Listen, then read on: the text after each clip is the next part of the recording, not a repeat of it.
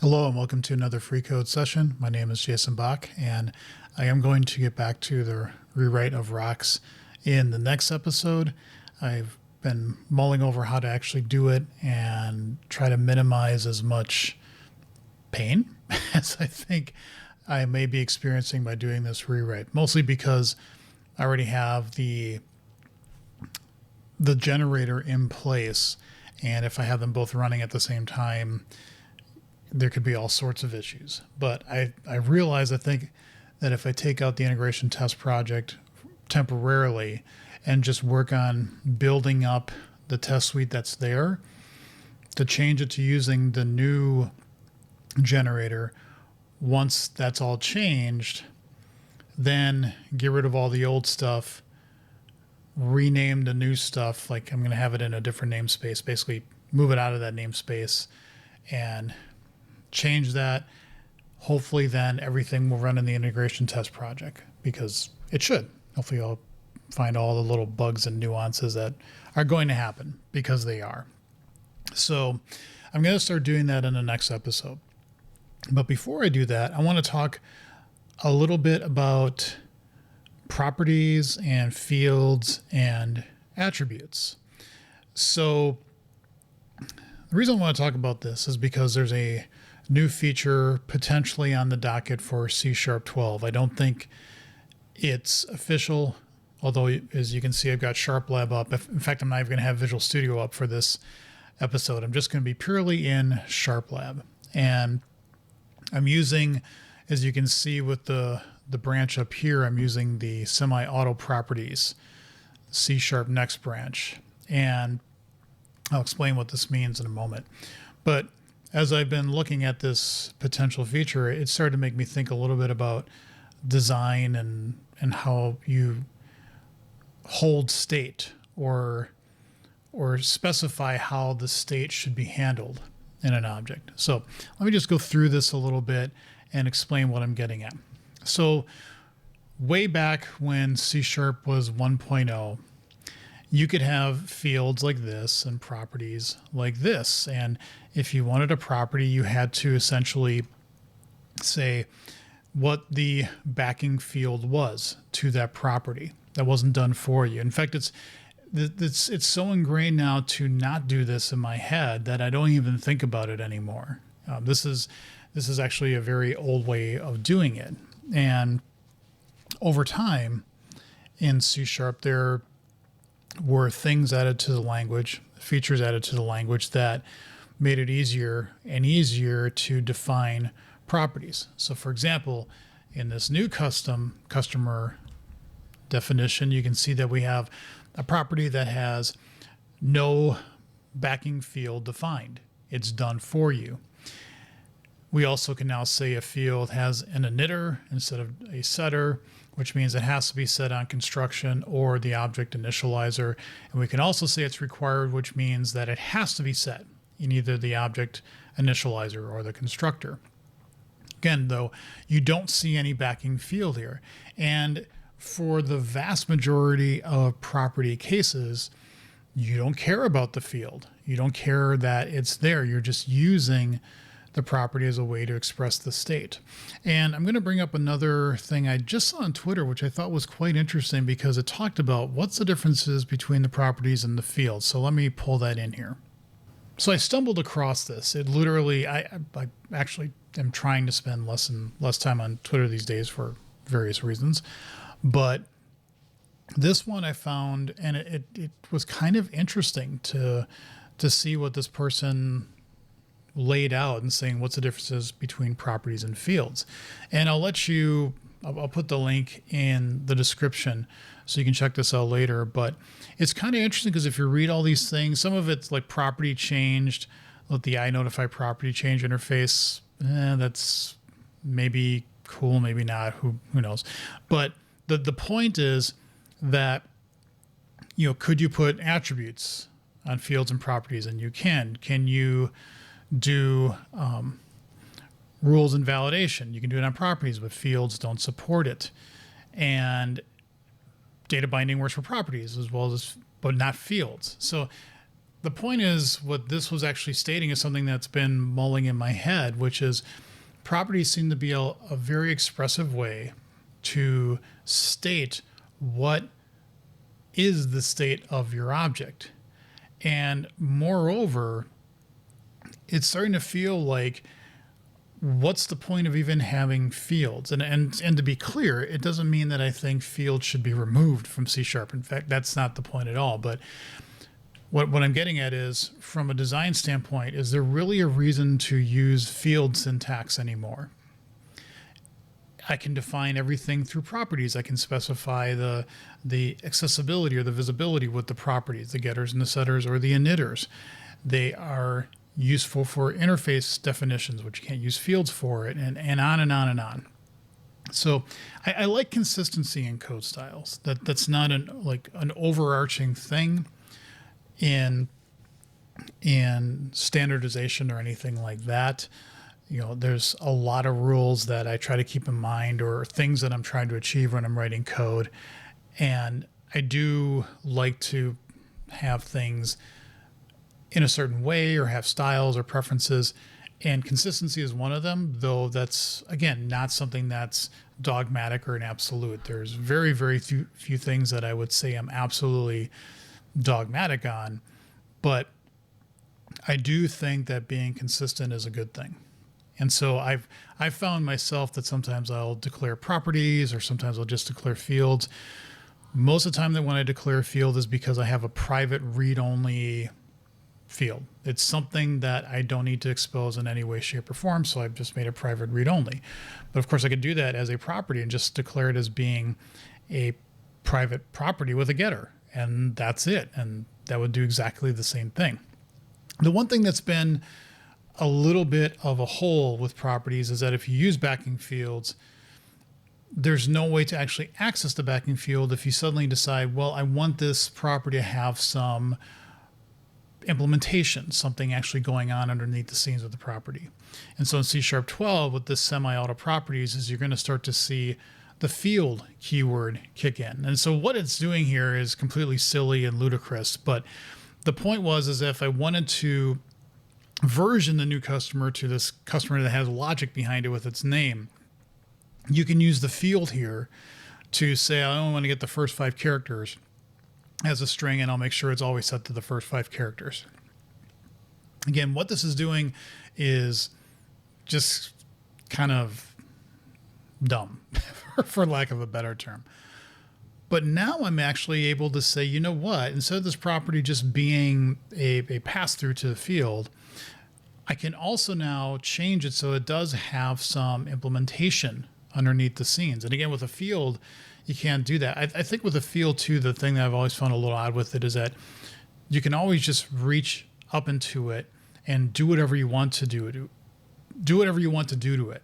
And with a property, you always have that option of putting a little bit of implementation around it if you want. I've always said that you should probably try to do as little as you can with properties, and especially when you're changing them or returning them. But there's definitely cases where you should. And this, to me, is plugging that last little hole, because now I can actually access the backing field. And if you're wondering what that backing field is if I come in here and I actually look at the generated code underneath the scenes, you'll see for like new customer, there is this unspeakable name field. That's what this is. And you can't write this. You can't put in your own definition of a field that has this kind of name. That's just not legal C#. But you can have a field generated underneath the scenes to do this. And that's exactly what's happening when you define a field like this, is that there's a field back there. Now, with this field keyword, it's doing exactly the same thing. There's no difference. There's still a backing field, except now I'm actually able to access it just using the field keyword, and C# knows which field is which. If I had another property here, like if I put in public int age and I said get and set, what you'll see pop up when I scroll back down here to the logic customer is that there are now 2 backing fields. And as you can see, the way it's generating it, it's being a little facetious, maybe is the right word. I'm not sure. But you can see that's putting the name of the property in the brackets. And so it kind of, I bet it's doing some parsing underneath the scenes to say, oh, this is the backing field for this property. So when it's putting everything together and compiling and emitting the assembly, it just knows that. Okay, you should not rely upon this at all whatsoever. This can change from version to version. I think it actually has changed from C#6. If I remember right, a long time ago, it was a different syntax. It could change in the future. The point is, you should not try to rely upon the structure of the name in any way, shape, or form. Okay, and quite frankly, you don't have to. You don't even have to try to do that anymore. There's no point in doing that.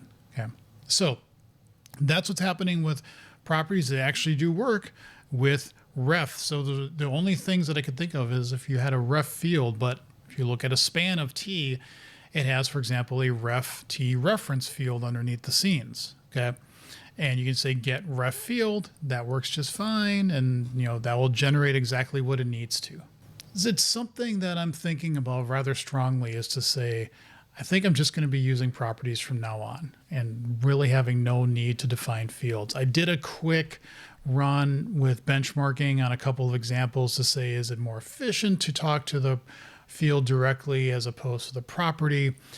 And I was seeing like maybe nanoseconds difference between the two, if that. I also had benchmark.net generate the x86, the assembly, to see what's the difference between the two. And in a couple cases, there are, because you're actually going through a method. You have to keep in mind that properties, these are actually methods underneath the scenes. And I'm guessing, though, that it can probably do a lot of optimizations to say, oh, you're just doing a get and set here. Well, we'll just actually admit that you're going to the field. Maybe not. Maybe it doesn't do that. But if you're going to put implementation underneath the scenes that it actually has to treat it like a method, it could inline them if it wants to do that. The point is, though, is that the little amount of work I did with benchmarking showed, for the couple cases I looked at, there's essentially no difference. Now, I say that again with a grain of salt. As with anything that has to do with benchmarking, you do your research. It always is up to you to make sure that you're doing something that is optimized and done correctly for the scenario you have at hand. That said, just using properties does not seem to me like it's going to be a performance bottleneck, but I could be proven wrong on that, and that would be interesting to find out. So wanted to propose this first just to get you to think a little bit about your code and in future versions of C#. Like, are you going to have a difference between fields? I know people used to have this, I'll use an M underscore name, whatever it is, or just underscore name, and that's our naming style. And to me, this completely gets rid of it because you don't care. You don't care about a naming style for fields. Properties are, by convention, always Pascal cased. That's something that is a strong standard across all .NET code. With fields, there's never been a hard standard as to how you do them. And I've usually always put this dot or the class name dot to specify when I'm accessing a member. With properties, especially now with this field thing, don't have to worry about any of that. So I think it makes state management and definition much easier. It's not a big thing, but I'm really gravitating towards just using properties. Now, the other thing I wanted to talk about is if you've been watching me on the screen when I've been scrolling over here, is you can say there's a fair amount of attributes here. And what do all these attributes actually mean? Okay. Again, SharpLab, could you make this so I could like pull this over to the left here? I'd really like that. That's like one of the things I'd love to see SharpLab get, is the ability to pull this over to the left. But what I want to do is spend just the rest of the episode going through some of these attributes to talk about what actually are these attributes, because you don't see them in my code. The compiler is generating all of them into the assembly that it's making. And in SharpLab, it's just making an assembly on the fly and then decompiling it and showing you what's there. The same thing you would see or at least very similarly, if you use a tool like ILSpy, you'll see a lot of these attributes pop up. Not all of them. It depends upon what you're doing in your code. But I want to just go through some of these in case you've ever been curious to go, what exactly are these? What's going on with them? So let's go through them and see what we find out. So the first one is this compilation relaxations attribute. It's passing in an 8. Well, when you're decompiling like this, a lot of decompilers won't try to actually resolve what the literal value of the enumeration is that's being passed into the assembly to what it may actually be like with an enumeration. We'll get to that right now. But what is compilation relaxation? So if you look that attribute up here, and I will try to remember to put all of these links in the description or maybe as a comment to this episode. But all this attribute is if you look it up, it says controls is a strictness of the code generated by the Common Language Runtime's just-in-time compiler. Well, the only thing it can take on construction is no string interning. So if you go over here with that enumeration value, that it says for no string interning that the CLR creates one string object for each unique string literal rather than making multiple copies. Okay? This behavior called string interning internally requires building auxiliary tables that consume memory resources. So this is saying it doesn't require string literal interning.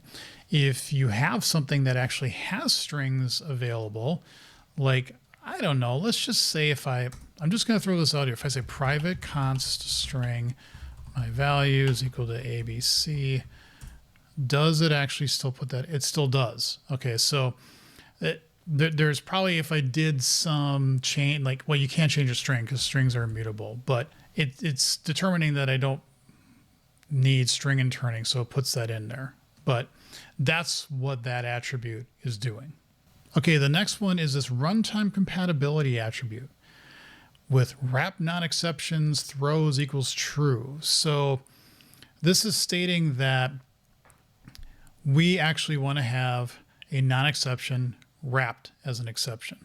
Okay, and the reason that this occurs is because C# is using .NET, which is a common language runtime, CLR. So other languages like VB and C++ and some others target the CLR.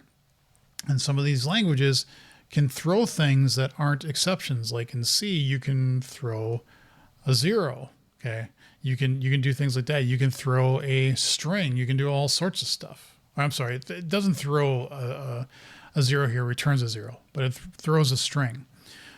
So what you would need to do is to be compatible so that you can catch this, because otherwise it becomes virtually impossible to, is it'll just wrap it with this runtime wrapped exception. And then you can find out what the value is. There's a way to see what the actual object is that's being wrapped. Okay. This is something that you do not ever run into, or at least the times that I've run into it are 0. Never. I've never seen this. But when I've studied the CLR and .NET in general, a long time ago, I ran into this just as a thing that, this could happen. You can actually throw things that are not based off of the exception type. And so to catch those in C#, you could specify the runtime wrapped exception, but this basically just says, yes, wrap them all up. Okay. And you would know the difference. So it's just put in there by default. It makes it easier and just handles that case no matter what. But it's not something that I would ever be thinking about or worrying about. So the debuggable attribute, you can see here that we got a whole bunch of modes here at default, or ignore symbol store, or enable edit and continue, which people like. I actually don't really care about it, but a lot of people like E and C. So this is funny because when .NET first came on the scenes, edit and continue was not available in C#, and people threw a fit. They were like, how dare you take this away? Because like in VB, I did that all the time. And then I actually got very used to not using edit and continue. So when they eventually added it in, because a lot of people wanted it as a feature, I kind of forgot about it, especially as I started getting more into testing. I didn't like the feeling of just being able to transmogrify my code as I'm running it and then going, wait a minute, what do these changes actually have as an impact to the rest of the application? You still need to run all your tests. So really didn't miss it that much. So this attribute, though, with all these values is the debuggable attribute class, which basically controls how the runtime treats code within the module. Okay. So how things are defined or how you use them, like do I want it to continue, do I not, blah, blah, blah. So that's what that's put in there. Again, you don't specify that yourself when you are defining your code. It's just done for you when you compile C# code. I'm going to skip over a couple here and go to unverifiable code. What is this? It's actually pretty simple. It's just saying this module, and you have to keep in mind, I keep saying the word module. This is a module level attribute. These are assembly levels. At this point in .NET, nobody cares. There used to be way back in 1.0 with .NET that you could make multi-module assemblies. And long story short, it just like nobody really understood it or cared or whatever. You know, it's just my assembly has types. There was never this, oh yeah, an assembly has a module that has types. There is that hierarchy, and because I would imagine because of backwards compatibility reasons or whatnot, that still exists in your .NET code. It's just you don't see it in C#. You just don't care about that. Okay. What this is saying is that this contains unverifiable code. And I'm sitting there looking at my code going, I don't know what is actually unverifiable. Like I'm reading this going, what does it mean to be unverifiable? Like I thought maybe it's because of the ref struct. No, that doesn't matter at all. Okay. So I don't know why this is actually being generated within this code in SharpLab. And I've seen this with other assemblies that I've opened up in ILSpy. Okay. And that, well, you're not intended to be actually using this yourself. This is just saying that there's unverifiable code. Well, what does that mean to be unverifiable? I don't know. It's just something that the compiler does, and it ends up in your assembly.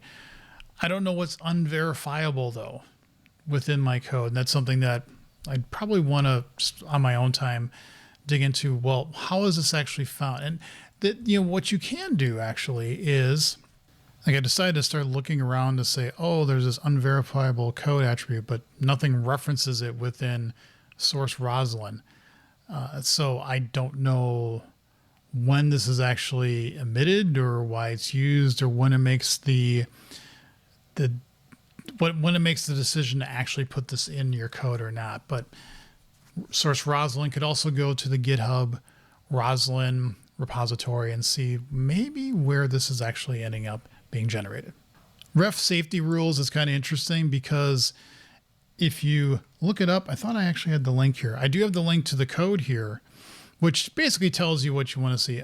Indicates the language version of the ref safety rules used when the module is compiled. So I am using apparently C#11, even though I'm using the field syntax. So that's kind of interesting, but that's what it's there for. And it must use this to determine certain things based on what you did with the language that you picked. Okay. Now I'm also going to just jump right into this. Yeah, because this one, I'm not sure why. This embedded attribute with embedded here that, it actually defines the attribute on the attribute itself, which is interesting. You can do that. And this is actually generated when you compile your assembly. It's actually put into your code. Okay. Why? I don't know. I really do not understand what this attribute is what the purpose of this is. But if you see these, you'll always see them with compiler generated attribute on it, which is just a marker to say this was generated at compilation time. It's not an attribute that you can actually find the code for per se. And where this also shows up a lot is with nullability and nullable analysis. And I probably have talked about this before in previous episodes because I ran into this with rocks a couple of times, especially when they just added it in and there was no way to easily find out, is something nullable? I know there's episodes in my past I'm thinking I was struggling with this because the way that this nullable attribute and nullable content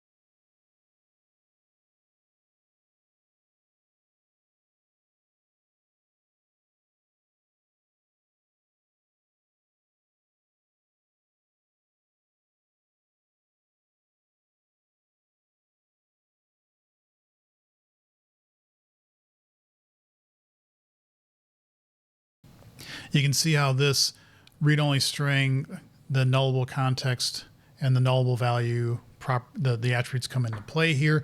There's also a required member attribute, which on this string is required. So this is literally saying, hey, this is a required string. This is a required property of type string. Yeah. You can also see with the debugger browsable attribute that this compiler generated field, see how this is all starting to work, is never browsable by a debugger.